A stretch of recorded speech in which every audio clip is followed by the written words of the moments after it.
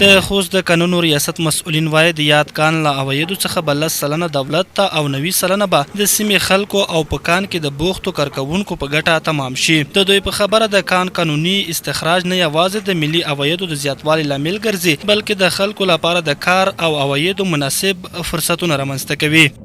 دا کان الحمدلله چې نن افتتاح شو د حرفوي جواز اداره د ګرین ګرنیټو منرال ده انشاءالله د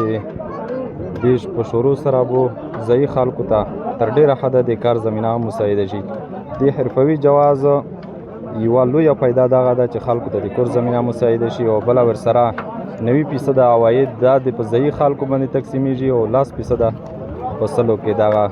د دولت بودیجې ته جمع کیږي. کان مساحت چې دی دا 2 جربه دی او 2 کلن دی. جواز چې صدر شوی دی د دې 2 کاله وخت دی. په 2 کاله وخت نه وروسته بیا دوی تمدیدولی شي.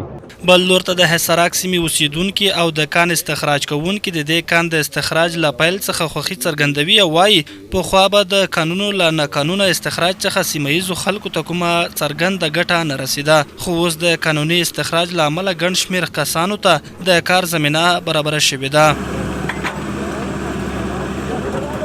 دغه مدنیات چې موږ ته روکړل شوي دي د اسلامي امارت څخه موږ د اسلامي امارت نه ډېره مننه کوي چې موږ عوام خلکو ته یې د کور زمینه برابره کړه. په دغه مدن کې کم کسون چې مصروف شي په یوه مدن کې 10 کسون مصروف کیږي. د 10 مدنونه دغه موږ په سلګونه مدنونه لري چې دغه ته حساب وکړي دا په زراوي خلک کې مصروف کیږي. دغه د ګرین ګرنیټ مخکې کیم کور چې شو هغه په غیر قانوني هغه شو چې هیڅ پته نه لګېده چې چیرې ځي چیرته نه ځي پوه شوې. یس الحمدلله د قانون مطابق د اسلامي امارت د چوکاټ لاندې دغه کور شي چې د افغانستان خلک ته بیا په تیره بیا هیڅ خلک ته دا موقع ورکړه چې دغه کندینه وکندي ډېر په کچاکي ډول لوټ شوي دي په مخکې وخت کې. یس الحمدلله چې په قانوني ډول یې زه خپله وایم په راتلونکي کې دا نورې خلک د په کلیونو دغه احکامه په ټولو اخیستولو دغه احکامه چې دولت یوه ښه هغه مخته وړاندې کړي دو چې دی 10% دي په سلو کې په دا 10% دولت غواړي نوره د 50% نه شرکت او د کلي خلک دي